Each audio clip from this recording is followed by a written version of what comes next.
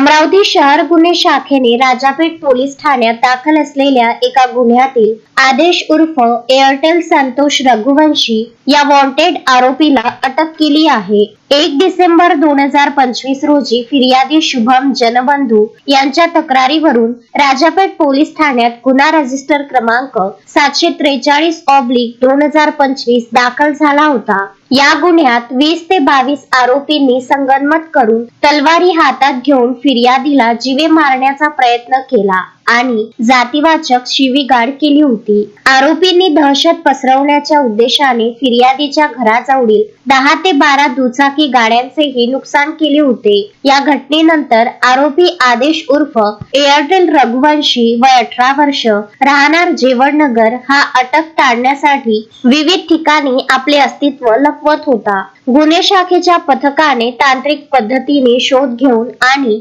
गुप्त बातमीदारांकडून माहिती मिळवून आरोपीला जवाहरनगर ग्राउंड येथून ताब्यात घेतले। पुढील कार्यवाहीसाठी आरोपीला राजापेठ पोलिसांच्या ताब्यात देण्यात आले आहे। सदरची कारवाई पोलीस आयुक्त अरविंद सावरिया यांच्यासह वरिष्ठ पोलीस अधिकाऱ्यांच्या नेतृत्वाखाली गुन्हे शाखेच्या पथकाने केली आहे। शोएब खान, विदर्भ न्यूज, अमरावती।